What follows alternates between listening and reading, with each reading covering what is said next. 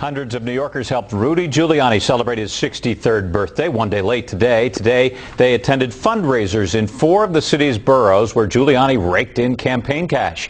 But as CBS 2 political reporter Marcia Kramer discovered, not everyone was cheering. I just want a new investigation.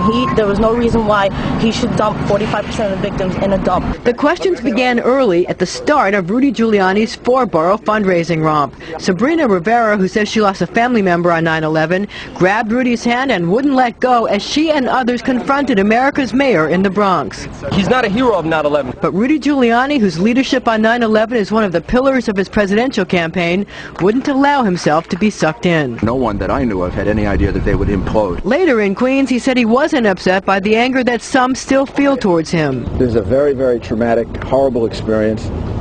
I lived through it. I watched people die. I lost good friends. So any anger or any anger people displace about this, I've never had any resentment about it. Rudy also says he realized at the time that not all the decisions he made that day would be right.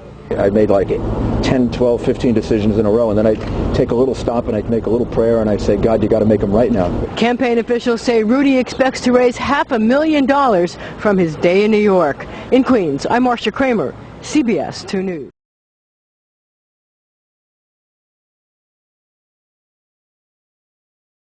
Hi, I'm a 9/11 victims family member. I met you in October 2020. Sabrina? Sabrina? You came for Lieutenant Robert F. Wallace. Of course. I have a question for you. You reported to Peter Jennings that on 9/11 that the World Trade, the towers were going to collapse. And, excuse me, no steel structure in history has ever collapsed due to a fire. How come the people in the buildings weren't notified? And who else knew about this? And how do you sleep at night? Ma'am, I didn't know that the towers were going to collapse. He reported And to Peter also, Jennings.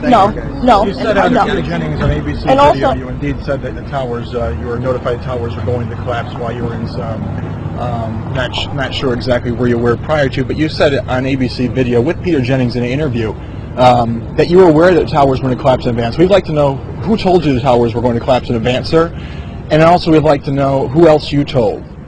Well, the fact is that I didn't realize the towers would collapse. I never realized that. If I can complete the sentence, if you give me the courtesy to complete the sentence, our understanding was that over a long period of time, the way other buildings collapse, the towers could collapse, meaning over a 7, 8, 9, 10-hour period. No one that I knew of had any idea that they would implode. That was a complete surprise. Thank you. Thank you all. Do you have any comments about World Trade Center number 7 before 26 minutes of collapse before it actually went down? Would you like to make the World Trade Center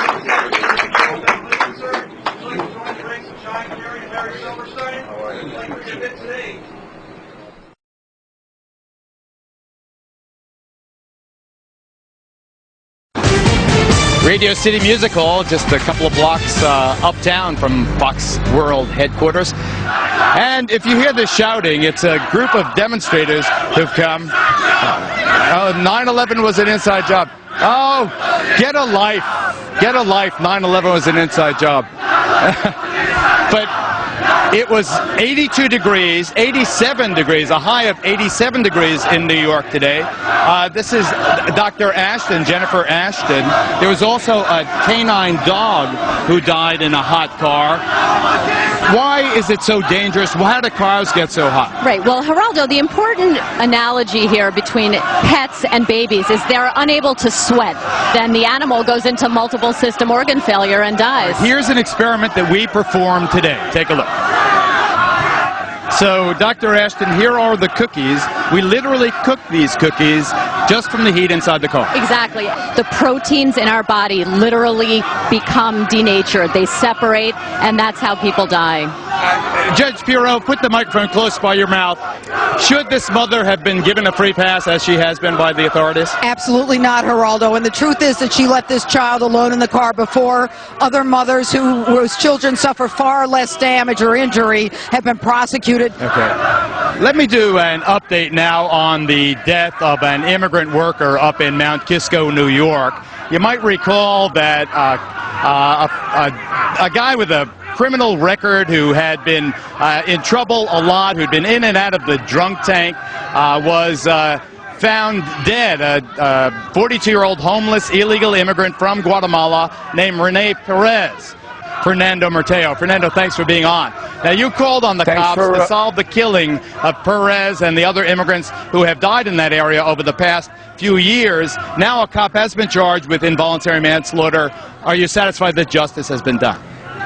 No, justice has not been done. There's going to be a trial. The trial is going to go on for about a year. Well said, Fernando. You agree, Judge. You were the DA in that county. Absolutely, and I work with Fernando. And the truth is that when you have so many immigrants who are being killed and where the cases are not being looked at, it's a problem. This is only one case of many. There's no disagreement at all. Absolutely you agree. not. We're all on the same page. Deport them if they're criminals. Don't kill them is the point. Exactly. When we come back, we'll take you into the secret world of restroom gay sex. I think these demonstrators are all into restroom gay sex. And talk live with the Hooters girl who got booted from the plane after this.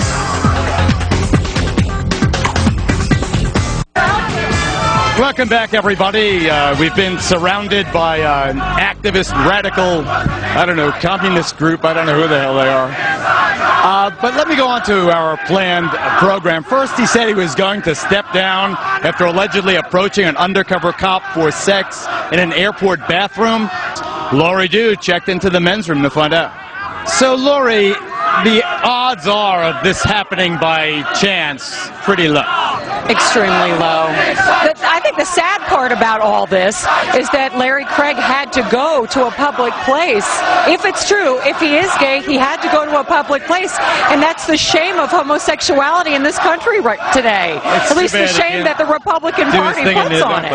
Joining us now, Deputy Chief of the Bergen County, New Jersey Sheriff's Office, Brian Reich, who up until 8 months ago engaged in sex things with the Bergen County Sex Crimes Unit. So how obvious are these guys? I mean, what the senator did, is this in keeping with the way the MO, they pick up guys in public restrooms?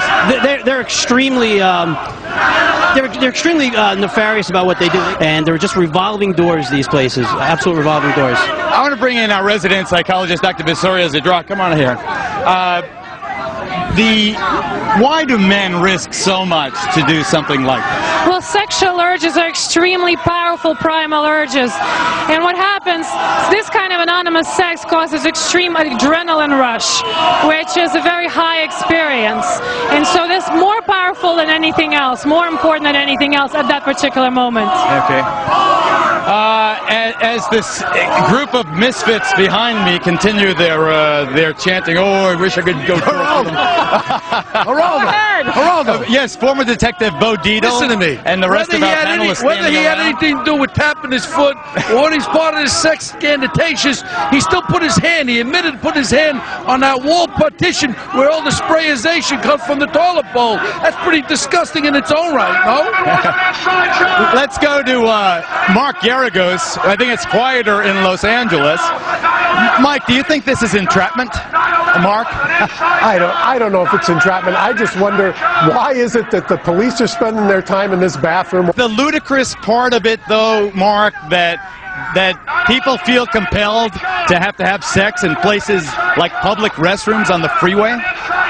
Well, there's something ludicrous. First of all, why is it it's always some right-wing Republican who gets caught with the little boy or in the bathroom? And why is it that guys feel that that's the only place they can go to have anonymous sex? I mean, you know, we're here in Hollywood. There's plenty of places to go have anonymous sex. And if you want crazy protesters, Geraldo, we have them up here as well. Right. Mark is absolutely right. It's the hypocrisy of it all. You have a conservative senator who has been anti-gay in terms of marriage and things like that. That's why it counts. And he does this. That's why it's a big deal. That's why it counts. Yeah. I agree. Hypocrisy is awful, isn't it? Absolutely. It's all about hypocrisy, no question about it.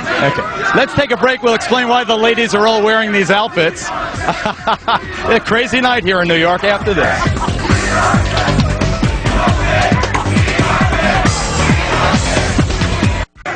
Welcome back live. All hell is breaking loose on 6th Avenue. You know, you need a permit to protest or demonstrate here in New York. But this anarchist group came forward. They really are one of the least attractive groups of demonstrators I've ever seen. One of the leaders, I guess, if violence breaks out, don't worry, we can handle it.